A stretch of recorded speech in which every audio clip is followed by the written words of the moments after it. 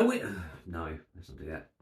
Hello, ladies and gentlemen, and welcome once again to another episode of The Cider Drinker. Now, I went into a beer shop the other day and I looked at their cider shelf and I went, what a load of hogwash. Well, yeah, that's exactly what was actually on the shelf when I visited Canterbury with my wife earlier this year. I visited a little bottle shop. I can't remember the name of it, but their cider selection was rather decent. I did pick up a few bottles from there, and this one was no exception. This is a first for the channel. It is Hogwash Cider Company, and it's a bottle of their Yarlington Mill Medium Dry. Quite a simplistic label here. It's just literally a picture of loads of apples. So, you know, sometimes the simple labels, make the cider do all the talking. But you've got all the information on here that you need. It's 500ml bottles, as you can see. Comes in at 4.5% ABV, so pretty average strength there. Contains sulfites and natural sediment.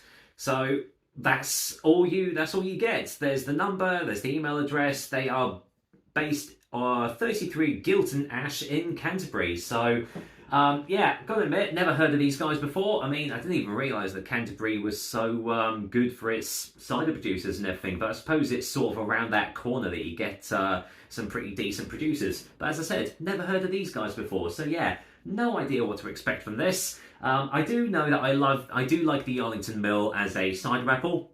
As I've said before, Watkins Yarlington Mill was one of my favourite ciders for a long time. So, yeah, if it's done right, Yarlington Mill ciders can be very good. And I know that they had about one or two others in their range in the shop. So, don't know how many ciders they actually produce. But, yeah, let's waste no more time. Go in with a totally clear eye and everything and all that, and as I always do, and just see what I make of it. So, yeah, let's have a go. Well, it is definitely smelling dry. Yeah, that is it's smelling good. There's no off flavours on the bottle. Oh, it's a nice colour. I think it's still. It does look still. I mean, it doesn't say whether it's supposed to be sparkling or still in the old bottle there. I'm assuming it is meant to be still. I mean, it's still well in date, so yeah, there we go.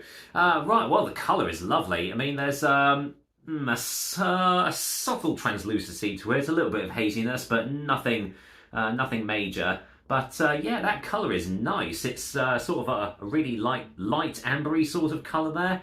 Yeah, looks rather nice in the glass. What does it smell like? Okay, so getting slight vinegar aesthetic there. Only subtly though. It's more. It does definitely smell like a sharp nose actually. More than smelling it.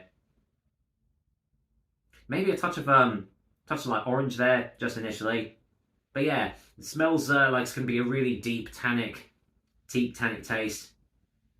Yeah, that's smelling quite inviting. It's actually smelling quite strong for a 4.5% cider. So yeah, let's waste no more time and dive into this one, shall we? Cheers, everyone. Hopefully this one isn't actually going to be a load of old hogwash, but there's only one way to find out, and that's to taste it. Cheers.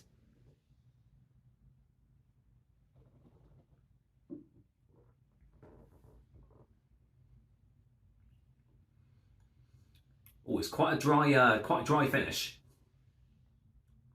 Dry and yet fruity at the same time. Okay.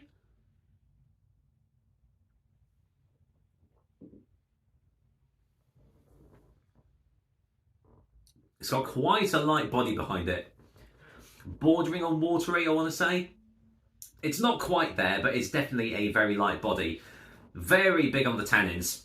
Really woody, oaky, all those sorts of aesthetics that you get with rich, deep tannic ciders. They're definitely there in abundance on the finish, and it's definitely lingering as well. It's not one of these sort of like one and done sort of ciders where you just got to keep on drinking it. Which sometimes for a lower ABV cider you do get that sometimes, but this is actually holding on to its finish really well. The initial taste though is a little bit underwhelming.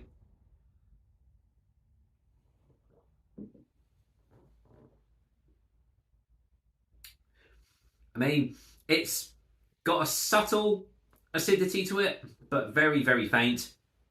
sort of a fruity berry sort of undertone to things as well.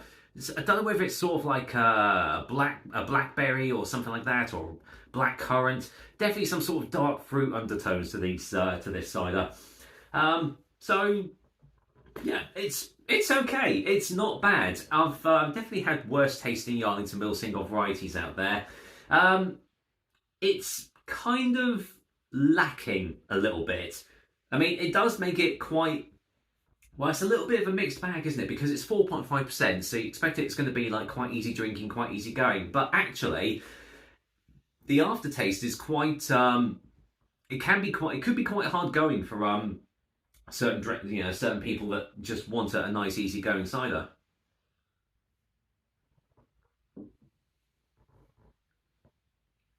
It certainly starts off like that. You think, oh yeah, I can, start drinking pints of this stuff. But then those tannins come in that really sort of like pack a bit of a punch, and all of a sudden you're just like, oh, actually, no, this isn't as easy to drink as I thought it was going to be. So it's a little bit of an oddity, this cider. I'm not going to lie. I mean, it's nice. I do like it, but I can see it misleading some people. They're going to initially drink it and they're going to be like, oh yeah, I'm definitely going to drink this, and then the real challenging tastes come through, and I don't know whether that's going to put some people off. I'm not sure, but I mean, what is there? It is nice, but it's sort of a tale of two halves, really. So I'm going to go for a final taste for a final verdict, and then I'll make my mind up on how I'm going to rate this thing.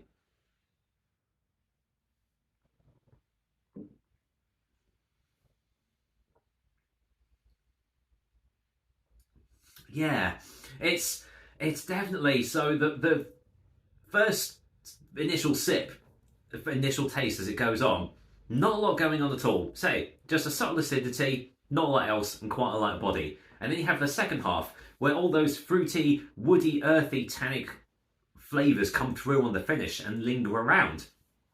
It's quite bizarre, actually. You'd expect those sort of things to go all throughout the cider, but it's mainly in the finish, which is quite strange.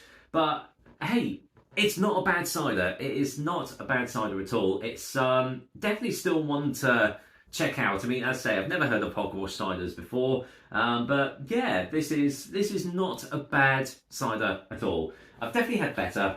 I've definitely had worse. It's it's a little bit of an oddity, and it's going to be one that I think some people are either going to really like, or they're really not going to touch with a 10-foot barge pole. For me personally, yeah, it's quite nice. It's not blowing my head off with any of its like massive flavours or anything. But for that said, with the final verdict, I'm going to give Hogwash Cider's Yarlington Mill a 6 out of 10.